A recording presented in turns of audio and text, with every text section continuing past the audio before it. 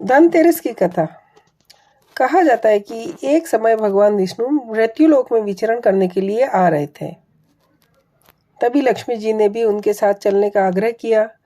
तब विष्णु जी ने कहा कि यदि मैं जो बात कहूँ अगर तुम वैसा ही मानो तो फिर चलो। तब लक्ष्मी जी उनकी बात मान गई और भगवान विष्णु के साथ भूमंडल पर आ गई। कुछ देर बाद एक जगह पर पहुंचकर भगवान विष्णु ने लक्ष्मी जी से कहा कि मैं जब तक नहीं आऊं तुम यहाँ ठहरो। मैं दक्षिण दिशा की ओर जा रहा हूं, तुम उधर मत आना। विष्णु जी के जाने पर लक्ष्मी के मन में कौतूहल जागा कि आखिर दक्षिण दिशा में ऐसा क्या रहस्य है जो भगवान ने मुझे मना किया और भगवान स्वयं चले गए।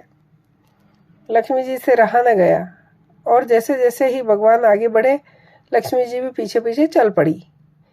कुछ ही आगे जाने पर उन्हें सरसों का एक खेत दिखाई दिया जिसमें खूब सारे फूल लगे थे। सरसों की शोभा देखकर वह मंत्रमुग्ध हो गई और फूल तोड़कर अपना श्रृंगार करने के बाद आगे बढ़ी। आगे जाने पर एक गन्ने के खेत से लक्ष्मी जी ने गन्ने तोड़कर रस चूसने लगी। उसी क्षण विष्णु जी आए और ये देखकर लक्ष्मी जी पर नाराज हुए और नाराज होकर उन्होंने शाप दिया कि मैंने तुम्हें इधर आने को मना किया था पर तुम न मानी और किसान की चोरी का अपराध कर बैठी। अब तुम इस अपराध के जुर्म में किसान की 12 वर्ष तक सेवा करो। ऐसा कहकर भगवान उन्हें छोड़कर क्षीर सागर चले गए। तब लक्ष्मी जी उस गरीब किसान के घर रहने लगी। एक दिन लक्ष्मी जी ने उस किसान की पत्नी से कहा कि तुम स्नान कर पहले बनाई गई इस देवी लक्ष्मी का पूजन करो, फिर रसोई बनाना, तब तुम जो मांगोगी मिलेगा। किसान की पत्नी ने ऐसे ही किया। पूजा के प्रभाव से लक्ष्मी जी की कृपा से किसान का घर दूसरे ही दिन अन्न धन रत्न स्वर्ण और आदि से भर गया। लक्ष्मी ने किसान को धन धान्य से पूर्ण कर दिया। फिर किसान के 12 वर्ष बहुत आनंद से कटे। फिर 12 वर्ष बाद लक्ष्मी जी जाने के लिए तैयार हुई। विष्णु जी लक्ष्मी जी को लेने के लिए आए तो किसान ने उन्हें भेजने से इनकार कर दिया। तब भगवान ने किसान से कहा कि इन्हें कौन जाने देता है, ये तो चंचला है, कहीं नहीं ठहरती। इनको बड़े बड़े नहीं रोक सके। इनको मेरा शाप था, इसलिए तुम्हारे यहाँ 12 वर्ष तक तुम्हारी सेवा कर रही थी।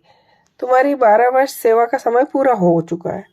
किसान हठपूर्वक बोला कि नहीं, अब मैं लक्ष्मी जी को नहीं जाने दूंगा।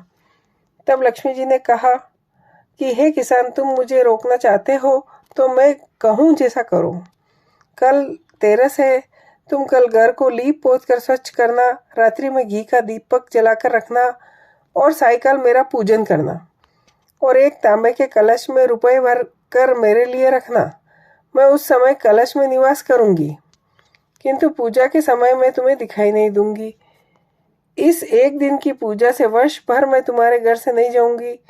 यह कहकर वह दीपकों के प्रकाश के साथ 10 दिशाओं में फैल गई। अगले दिन किसान ने लक्ष्मी जी के कथन अनुसार पूजन किया।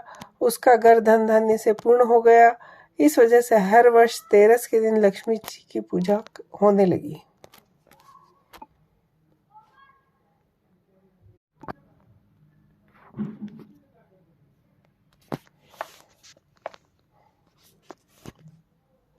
धनतेरस की कथा। कहा जाता है कि एक समय भगवान विष्णु मृत्युलोक में विचरण करने के लिए आ रहे थे। तभी लक्ष्मी जी ने भी उनके साथ चलने का आग्रह किया। तब विष्णु जी ने कहा कि यदि मैं जो बात कहूँ अगर तुम वैसा ही मानो